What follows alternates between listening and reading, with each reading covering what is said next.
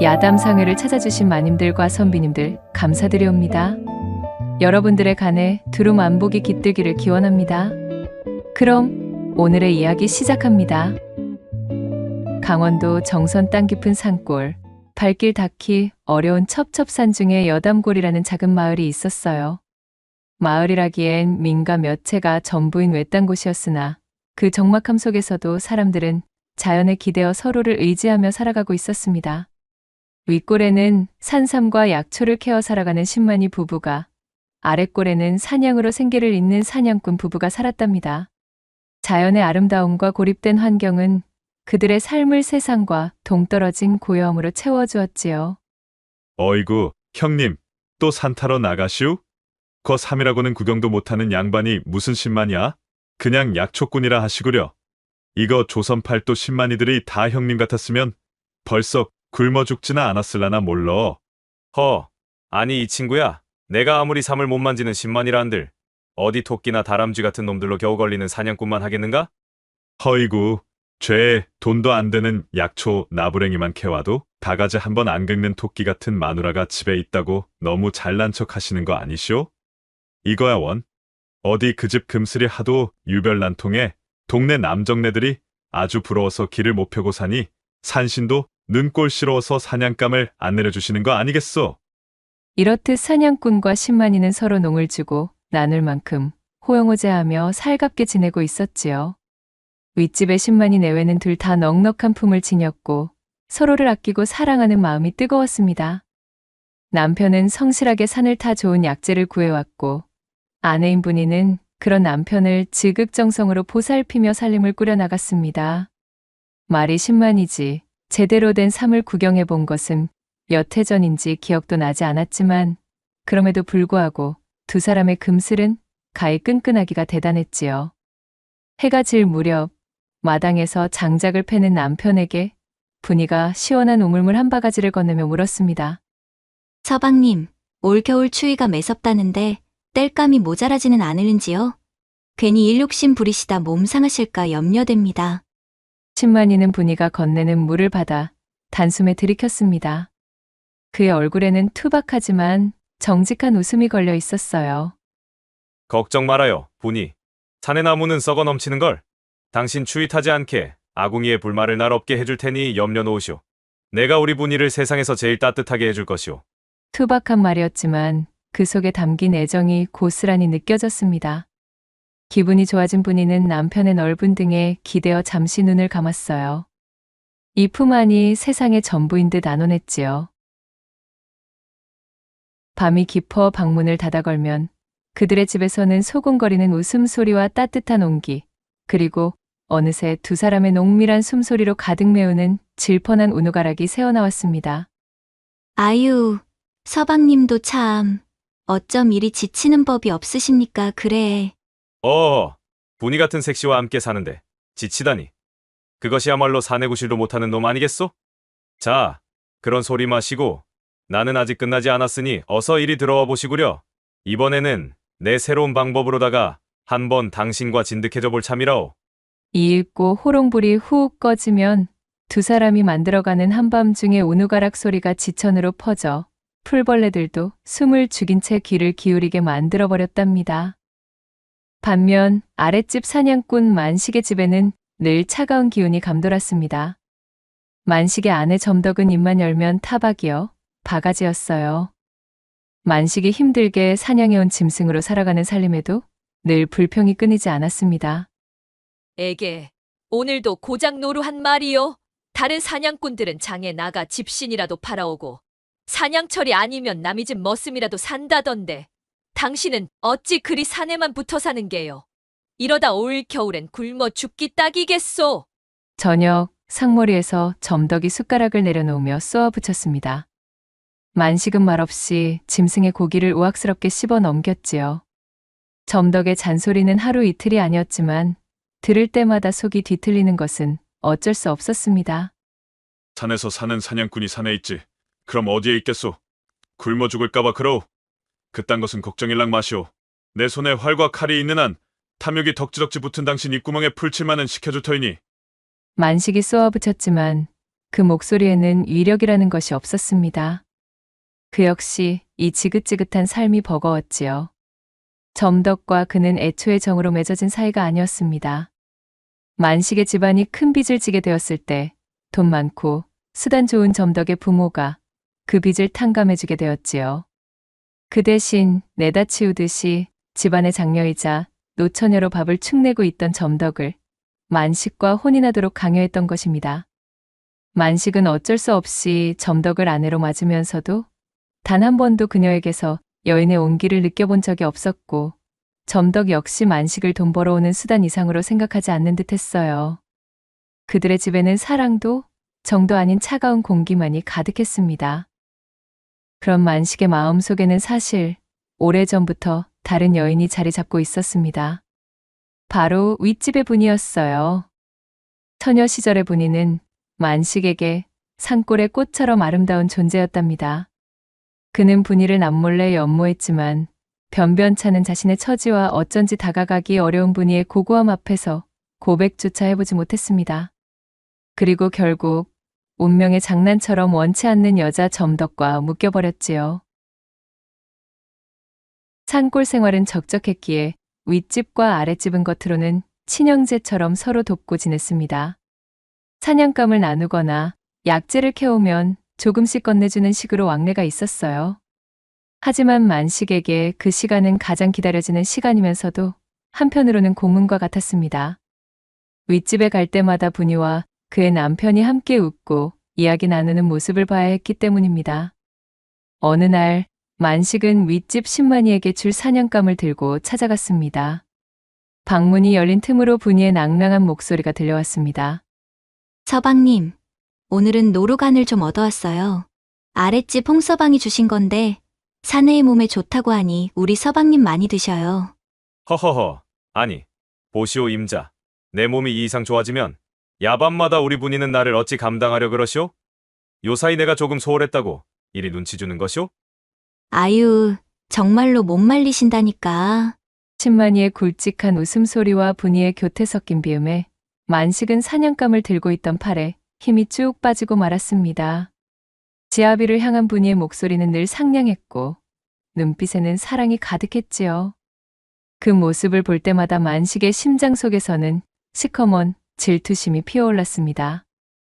이런 육설, 원래 저 자리에 있어야 할 사람은 솔직하니 이야기해서 나 아니던가? 말이야 바른 말이지. 사실 내가 먼저 연모했던 분이 이거늘 어찌 저리 다른 사내와 행복하게 사는 것을 두 눈 뜨고 보고만 있어야 한단 말인가? 게다가 나는 이토록 혼인 생활에 염증만 느끼고 있는데. 만식은 분이와 행복하게 살고 있는 신만이가 원망스러웠고 그런 신만이를 사랑하는 분이가 야속했으며 자신과 한 집에서 사는 점덕에게는 분노가 치밀었답니다. 그러던 어느 날 밤 만식은 사냥을 마치고 평소보다 늦게 집으로 돌아왔어요. 방문 앞에서 희미한 불빛이 새어나왔지만 인기척이 없었습니다. 문을 열려던 그는 안에서 들려오는 점덕의 목소리에 발걸음을 멈췄습니다. 그것은 만식에게 건네는 목소리가 아니었어요. 다시는 단 한 번도 들어본 적이 없던 너무도 부드럽고 애틋한 속삭임이었습니다. 그리고 이윽고 집안에서 웬 낯선 사내의 나직한 대답이 이어졌습니다. 아잉, 이거 봐, 석강이. 자넨 정말이지. 이런 산골짜기에서 남의 집 세경이나 받아먹고 살기엔 아까운 존재란 말이여. 이 우람한 것 좀 보라지. 이걸 그냥 놔두고 어찌 사신대? 어휴, 아지매의 그 시커먼 속은 정말 한양 그 누구를 가져다 붙여도 아니 될게요. 참으로 어쩜 그리 음탕하시오? 집안에서 들려오는 외도의 현장에 만식의 심장이 차갑게 식었습니다. 그는 조용히 문틈으로 안을 들여다보았지요. 점덕은 다른 고을에서 품팔이를 하고 있는 젊은 머슴과 함께 있었습니다. 게다가 두 사람은 만식의 이부자리 위에서 서로를 탐하고 있었지요. 만식은 숨을 멈췄습니다. 헌데 배신감보다 먼저 느껴진 것은 묘한 해방감과 번뜩이는 꾀였어요. 저 천하의 못된 것이 이제는 일말의 부부간 신이 맞아도 져버리는구나. 그래, 차라리 잘 되었다. 네가 그리 나와주는 덕에 나도 오히려 마음이 홀가분해져서 이젠 해치울 수 있게 되었어. 그의 눈빛이 광기로 번뜩였습니다. 우연히 맞이한 아내의 추악한 비밀은 오히려 만식에게 복수와 욕망을 동시에 실현할 수 있는 사악한 계책의 시발점이 되었어요. 아내 점덕과 다른 사내의 은밀한 만남을 확인한 그 밤, 만식의 머릿속에서는 차가운 계산이 시작되었습니다. 어느 날의 밤, 만식은 헐레벌떡 윗집 분이에게 찾아갔습니다. 그의 표정에는 걱정스러움과 당혹스러움이 가득했어요. 경수님 계시오? 문을 연 분이의 얼굴에도 이미 수심이 가득했습니다. 남편이 하루 종일 돌아오지 않아 걱정이 태산이었기 때문이었어요. 어머나, 어쩐 일이세요? 만식은 일부러 목소리를 낮추며 말했습니다. 아, 다름이 아니라 제 아내가 어제 밤부터 도통 보이질 않아서 말입니다. 어디 갔는지 혹시 아십니까? 동네 어디에도 없어서 이 밤중에 형수님께 여쭈러 왔습니다. 만식의 말에 분이의 얼굴은 더욱 창백해졌습니다. 글쎄요. 저희 집으로는 안 오셨는데 공교롭게도 저희 서방님도 어제 산에 가시고는 아직 소식이 없어요. 해가 져도 오시질 않으니 걱정이 태산입니다. 만식은 기다렸다는 듯이 놀란 표정을 지으며 말했습니다. 아니 형님도요? 두 분이 함께라. 이거 참 희한한 일이네. 어찌 된 것일까요? 만식은 의도적으로 두 분이 함께라는 말을 흘렸습니다. 분이는 그 말의 의미를 단번에 파악하지 못하고 되물었지요. 무슨 말씀이세요? 두 분이 함께라니. 만식은 잠시 머뭇거리는 척하다가 이내 말을 거두었습니다. 아, 아닙니다, 형수님. 그저 제가 괜한 생각을 했나 봅니다. 일단 제가 좀 더 수소문을 해보도록 하지요. 산이란 언제나 위험하니 말입니다. 만식은 분이를 남겨두고 곧바로 대처로 나갔다 온다며 뒤돌아섰고, 만식이 남기고 간 섬뜩한 암시는 분이의 마음속에 깊이 박혔지요. 이후로 만식은 며칠간 자리를 비웠습니다. 그리고 대처에서 돌아온 그는 점덕이가 다른 사내와 야반 도주했다는 소문이 돌더라는 이야기를 꺼냈습니다. 신만이가 사라진 것도 사실은 제 부인 점덕과 함께 도망쳤기 때문이라는 소문이 돌고 있습니다. 말도 아니 됩니다. 그럴 리가 없다는 것은 만식 씨가 더욱 잘 알고 있지 않습니까? 분이는 사색이 되어 소리쳤습니다.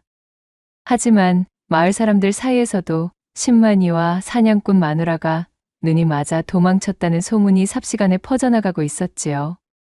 그렇게 한 달이 지나도록 남편에 대한 소식은 없었고, 이젠 거의 기정사실이 되어버린 소문은 분이에게 청천벽력과도 같았습니다.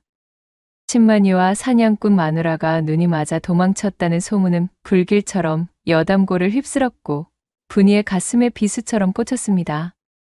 매일을 남편의 무사기환을 빌고 또 빌며 그녀는 못내 귀를 닫고 소문을 무시하려 했지만 그것도 오래가지 못했어요. 분이는 사랑했던 남편이 자신을 버렸다는 배신감과 갑작스러운 상실감에 식음을 전폐하고 방에 틀어박혀 버렸어요. 남편의 부재와 소문의 무게로 분이의 작은 몸을 짓누르고 있었지요. 언제나 깨가 쏟아지는 금술좋던 집안은 깊은 정막에 잠겼습니다. 분이의 울음소리만이 간간히 집안의 고요를 찢어놓고 있었어요. 두 사람은 가을이 깊어지자 고립된 산골 마을에서 서로의 존재를 완전히 외면할 수는 없었습니다. 대처에 나가 아내의 소식을 탐문하던 만식이 돌아와 분이에게 말했습니다.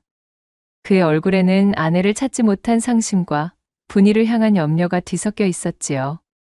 형수님, 백방으로 수소문해보았으나 제 아내는 결국 찾지 못한 듯합니다. 어디로 숨었는지 흔적조차 없이 사라졌다는군요. 만식의 침통한 표정에 분이는 고개를 숙인 채 아무 말도 하지 않았습니다. 만식은 분이의 앙상해진 모습과 깊어진 눈매를 보며 가슴 한편에 묘한 만족감과 함께 오래 억눌렀던 연모의 감정이 뒤섞이는 것을 느꼈습니다. 형님께서는 아무래도 정말로 점덕이와 함께 나서신 것이 아니실지. 그의 조심스러운 이야기에 분이가 격하게 고개를 저으며 소리쳤지요. 아니에요. 그럴 리 없어요. 우리 서방님은 절대 그런 분이 아니세요. 그 소문은 새빨간 거짓말입니다. 분이의 목소리는 절박했습니다. 만식은 더 이상 묻지 않고 그저 묵묵히 분이의 곁에 앉아 있었지요. 그런 나날들이 하루가 가고 이틀이 가고 어느덧 속절없이 몇 달이 흘러가 버렸습니다. 그쯤 되니 만식은 서서히 분이의 생활 속으로 스며들어 있던 참이었지요. 땔감이 떨어진 것을 보고는 말없이 장작을 패서 쌓아주었고 굶고 있는 분이를 위해 사냥한 짐승의 고기로 국을 끓여 가져다 주기도 했습니다. 형수님, 한 술이라도 좀 들어보시오. 이러다 쓰러지십니다. 뭐라도 좀 드셔야지요. 그의 목소리는 부드러운 위로가 가득 담겨 있었지요. 분이는 처음에는 만식의 도움을 거부했지만 깊은 슬픔과 고독 속에서 차츰 그의 묵묵한 보살핌에 기대게 되었습니다. 추운 겨울이 여담골을 하얗게 뒤덮자 두 사람은 점점 더 서로에게 유일한 온기가 되었습니다. 눈이 펄펄 내리던 어느 밤, 만식은 술에 취한 채 분이의 집 문을 두드렸습니다.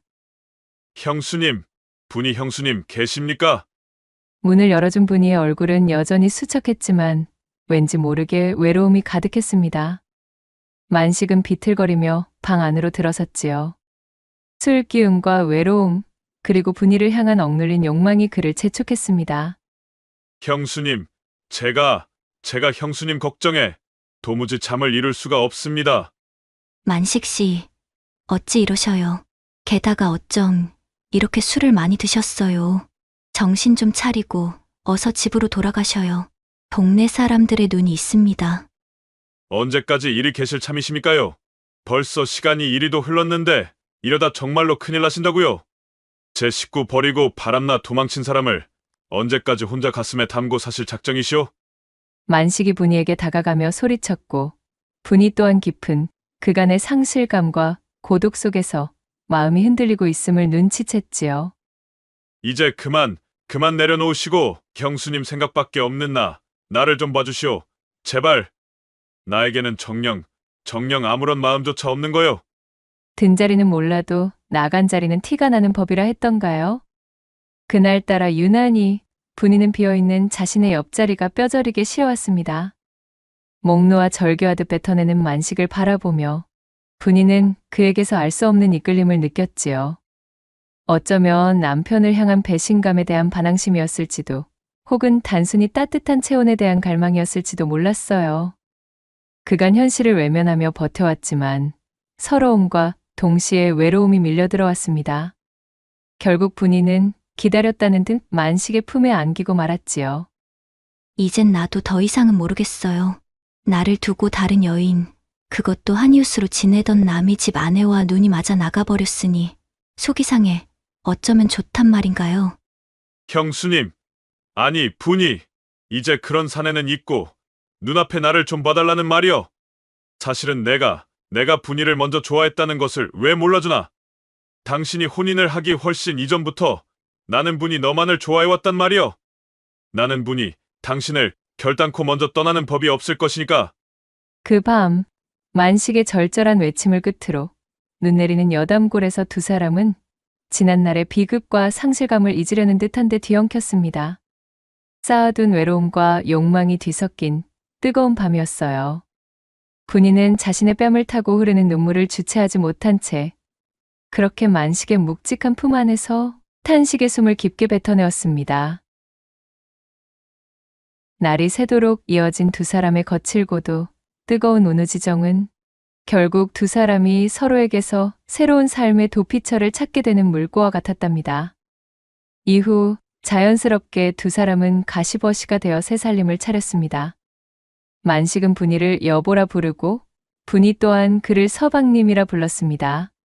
그들의 새로운 삶은 겉보기에는 행복하고 뜨거웠습니다. 만식은 분이를 향한 오랜 욕망을 채웠고 분이 역시 사랑하는 사람에게 버림받았다는 상실의 고통 속에서 예상치 못한 위안과 함께 외로움을 잊을 육체적인 즐거움을 얻었어요. 그들은 지난 비극을 애써 잊은 채 여담골의 봄을 함께 맞이하며 웃음꽃을 피우며 지냈습니다.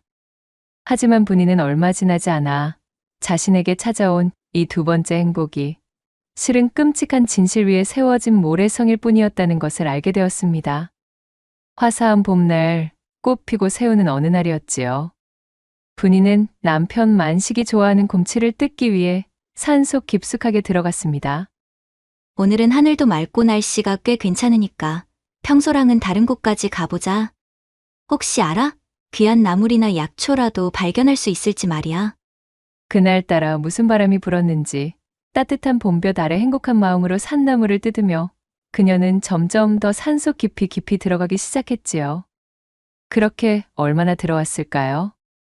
한창 채취에 열중하던 그녀의 눈앞에 어느 바위 틈새와 풀숲 사이에 처박혀 있는 무언가가 들어왔습니다. 어머, 저게 무엇이? 이상하게 여겨 가까이 다가갔던 분이는 그만 그곳에 놓여있는 시신을 발견하고는 경악하며 엉덩방아를 찧었지요. 너무 놀라 비명도 나오지 않고 덜덜 떨고 있으려는데 시신의 형체가 어째 낯설지가 않았습니다. 마른 침을 삼키고 용기를 내어 다가가 보니 세상에나 이럴 수가요. 부패해 가는 시신은 바로 점덕이와 눈이 맞아 야반도주했다던 자신의 남편 신만이었던 것이지요. 서방님. 세상에나. 참말로 서방님이란 말이에요? 분이는 믿을 수 없는 현실에 두려움을 억누르며 좀 더 자세히 시신을 살펴보았지요. 그리고 곧 시신의 안주머니에서 지난 생일 때 자신이 곱게 바느질하여 만들어준 손수건이 들어있음을 확인하고 말았습니다. 서방님, 참말로 서방님이 맞단 말입니까? 세상에 도대체 무슨 일이 있었기에 이 외딴 곳에서 이리 계셨다는 말이어요. 분이의 입에서 신음 같은 목소리가 터져 나왔습니다. 충격에 휩싸인 그녀는 땅이 꺼져라 통곡하며 눈물을 쏟아냈습니다. 그러다 문득 시신에 굳게 움켜쥔 오른손에 시선이 갔지요. 서방님, 무엇을 쥐고 계시기에 이리도 힘껏 마치 한이라도 맺힌 듯이 손을 꽉 움켜쥐고 계신답니까? 눈물을 닦아낸 분이는 손을 털고 시신의 오른손가락을 천천히 펴보았습니다. 그러자 그 안에서 낡은 단추 하나가 툭 떨어지는 것이었어요. 어쩐지 상당히 익숙한 모양새의 단추였습니다. 그녀는 퍼뜩 어떤 생각에 미쳤고 시신의 주변을 잘 정돈하여 숨겨둔 뒤 단추를 들고 허겁지겁 집으로 돌아왔지요. 분이는 방문을 벌컥 열어젖히고 만식이 지난 가을 자주 입었던 낡은 조끼를 꺼내보았습니다. 조끼에는 단추가 몇 개 달려 있었는데 맙소사 그중 하나가 떨어져 있는 것이었어요. 설마, 아니겠지. 그녀는 벌벌 떨리는 손가락으로 조끼에 남은 단추와 남편 손에서 나온 단추를 가져다 대보았습니다. 그리고 결과는 역시나였지요. 단추는 완벽하게 일치했어요. 끔찍한 진실이 분이의 머릿속을 강타했습니다. 자신에게 거짓을 고하고 자신의 지아비를 점덕과 눈이 맞아 야반도주를 감행한 몹쓸 위인으로 만든 사람. 자신의 남편을 저토록 참담한 몰골로 버려둔 범인은 바로 지금 자신의 곁에 있는 사냥꾼 만식이라는 것 말이지요. 내가 참으로 미쳤었구나. 이런 일이 있는지도 모르고 내가 지아비를 죽인 원수와 함께 지낸 것도 모자라 밤마다 그와 살을 섞고 정까지 통했다니. 밀려드는 충격으로 분이는 혼절할 듯 방바닥에 실신했고 그렇게 오장육부를 다 쏟아낼 듯 절규하고 목 놓아 울음을 터뜨렸지요. 온몸의 수분이 다 쥐어짜질 만큼 울고 또 울었을 때 분이의 슬픔은 곧 차가운 분노와 복수심으로 서서히 뒤바뀌어 있었습니다. 그때 마침 만식이 사냥을 마치고 집으로 돌아왔습니다. 그는 분이의 얼굴에 떠오른 차가운 표정과 그녀의 손에 들린 단추, 그리고 바닥에 놓인 조끼를 보고는 가슴이 철렁 내려앉고 말았습니다. 분이, 당신 설마? 만식은 그녀가 모든 것을 파악했음을 직감했지요. 더 이상 숨길 수 없음을 깨달은 만식은 그 자리에 무릎을 꿇었습니다. 곧이어 만식의 입에서 울음 섞인 고백이 터져 나왔답니다. 다 내 잘못이오. 분이가 상상하는 것이 맞소. 내가 그만 형님을 그리 만들고 말았다오. 내 당신을 너무나 연모하고 있었기에, 그랬기에 형님과 당신이 행복한 꼴을 두고 볼 수가 없어. 나도 모르게 이런 일을 벌이고 말았다는 것이오. 눈물 범벅이 된 만식은 오랜 기간 묻어둔 진실을 실토하기 시작했지요. 때는 거슬러 올라가 만식이 평소보다 늦게까지 사냥을 하다 집으로 돌아와 점덕과 이웃고을 머슴이 붙어먹는 것을 알아차린 시기였습니다. 아내의 부정을 확인한 이후로 만식은 며칠간 점덕의 동태를 살폈습니다. 그녀가 언제 어디서 그 머슴을 만나는지 알아내기 위해서였어요. 그는 점덕이 평소 인적이 드물고 지형이 험한 산골짜기에 오래된 고목 아래 바위골에서 그 머슴을 만나기로 약속했다는 것을 알게 되었습니다. 그곳은 발을 잘못 디디면 낭떠러지로 추락하기 쉬운 위험한 곳이었기에 오히려 인적이 드물어 미래를 즐기는 남녀의 방문이 종종 있어 오던 곳이었지요. 약속 당일에 질 무렵 만식은 외출했다 돌아오는 점덕에게 말을 걸었습니다. 그의 목소리는 평소와 달리 부드러웠지요. 어디 갔다 이제 오는 게요? 집구석은 파리만 날리게 비워두고. 그러자 점덕이 심드렁이 대꾸했지요. 흥, 당신 돈벌이도 시원찮은데 나까지 집에 붙어 앉아 있어야 하오? 이래저래 볼 일이 있어 잠깐 나갔다 왔소? 그나저나 오늘은 아예 겨우 코딱지만한 토끼 한 마리시네? 이제 아예 놀고 먹기로 작정이라도 한 겐가? 점덕은 만식이 가져온 사냥감을 내려다보고는 또 다시 한숨을 쉬며 타박할 준비를 하는 듯 했습니다. 평소라면 다툼이 시작되었겠으나 만식은 그녀의 말을 뚝 끊었지요. 그러지 말고 중요한 이야기가 있으니 잠깐 이리 와 앉아보. 뭔데 그러시오? 또 쓸데없는 소리나 하려는 건 아니겠지? 실은 내가 말이야. 오늘 산에 갔다가 아주 귀한 것을 발견했지 뭐야. 신만이 형님도 평생에 한 번 볼까 말까한 어마어마한 양일세. 좋기 100년근은 넘어 보이는데 이게 한 뿌리도 아니고 자그마치 20뿌리인 거야. 이걸 그대로 캐서 돌아오던 중에 아무리 보아도 이 시간에는 신만이 형님과 무조건 마주치겠다 싶어서 아무도 모르는 곳으로 우회에 숨겨두었다는 거 아니겠어? 괜시레 동네방네 소문이라도 나면 아니 되니까 말이야. 행여나 신만이 형님이 사실 자기가 봐둔 거라고 우기기라도 하면 이거 상당히 골치가 아파진다 이 말씀이지. 진정 그것이 사실이오? 100년근, 그것도 20뿌리! 이거 거짓말하는 거 아니겠지? 점덕의 목소리가 상기되었습니다. 그럼 이런 걸로 거짓말을 하겠는가? 고목 아래 바위골 쪽 절벽 근처에 내가 면포로 잘 싸서 숨겨두었지. 오늘 밤이 지나고 나면 신만이 형님과 엇갈리지 않게 그리 가서는 자네랑 나랑 이웃고을 장터에다가 후딱 팔고 오면 되는 거야. 그러면 우리는 평생 만져보지 못할 액수의 돈을 벌게 되는 거라고. 만식은 점덕이 머슴과 미래하기로 한 장소를 정확히 지목했습니다. 혹여나 그녀가 양심의 가책이라도 느낀다면 여기서 멈출 생각이었지요. 하지만 만약 그녀가 이번에도 자신에 대한 신뢰를 지키지 않는다면 그는 점덕이 머슴을 만나러 가는 김에 자신의 미끼를 반드시 물 것이라 계산했습니다. 점덕은 잠시 갈등하는 듯 보였지요. 허나 만식은 평생 만져보지 못할 액수라는 말이 그녀의 귀를 솔깃하게 만들고 있다는 것을 잘 알고 있었습니다. 그리고 어둠으로 깊게 물든 그날 밤, 머슴과 만나기로 한 시각보다 한참이나 일찍 자리에서 일어난 점덕이 몰래 집 밖으로 빠져나가는 것을 실눈으로 확인한 만식은 조용히 그녀의 뒤를 따라갔습니다. 그리고 아니나 다를까 자신이 말한 곳에 바위 틈에서 숨겨진 면포를 찾느라 분주해지기 시작하는 그녀의 모습에 만식은 씁쓸한 뒷맛을 느꼈습니다.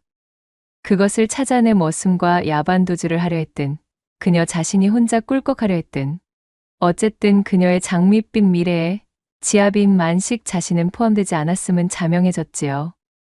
걔서 혼자 뭐 하는 거야? 있지도 않은 산산뭉치들을 찾느라 그리 분주하신가? 에그머니나, 여보! 당신이 이 시간에 어떻게 여기에? 소스라치게 놀란 점덕의 목소리에는 놀라움과 경계심이 뒤섞여 있었어요. 만식은 아무 대꾸 없이 차가운 눈빛으로 점덕을 바라보았습니다. 그는 이제 일말의 가책조차 느끼고 있지 않았지요. 만식은 허둥지둥 변명을 늘어놓기 시작하는 그녀에게 다가가 순식간에 몸을 밀쳤습니다. 예상치 못한 남편의 행동과 험한 지형의 발을 헛디딘 점덕은 외마디 비명과 함께 그대로 낭떠러지 아래로 추락했습니다. 만식은 점덕의 마지막 순간을 확인하고는 차가운 얼굴로 돌아섰어요. 그녀의 죽음에 대한 책임은 머슴에게 덮어씌우면 될 일이었으니까요. 아내를 처리한 만식은 곧바로 윗집 신만이에게로 눈을 돌렸습니다. 분위를 완전히 차지하기 위해서는 신만이가 사라져야만 했습니다. 만식은 신만이가 산삼을 캐러 깊은 산속으로 들어간다는 것을 미리 알고 있었고 그 기회를 놓치지 않았습니다. 신만이가 홀로 산행에 나선 틈을 타 그 뒤를 밟았습니다. 깊고 깊은 산속에서 신만이를 마주친 만식은 망설임 없이 이를 실행했지요. 신만이는 미처 저항 한번 해보지 못하고 쓰러졌고 만식은 숨이 끊어진 것을 확인한 후 그의 주검을 아무도 찾지 못하도록 깊은 바위 틈새에 숨겨두었습니다. 분이가 그토록 사랑했던 남편의 주검은 그렇게 차갑고 축축한 바위 아래에 버려졌지요. 그렇게 일을 끝마친 만식은 자신의 집으로 돌아와 손을 깨끗하게 씻고서 분이를 찾아갈 준비를 했던 것이었습니다. 자신의 아내와 신만이가 동시에 사라진 것을 이용해 분이를 뒤흔들 작정으로 말이지요.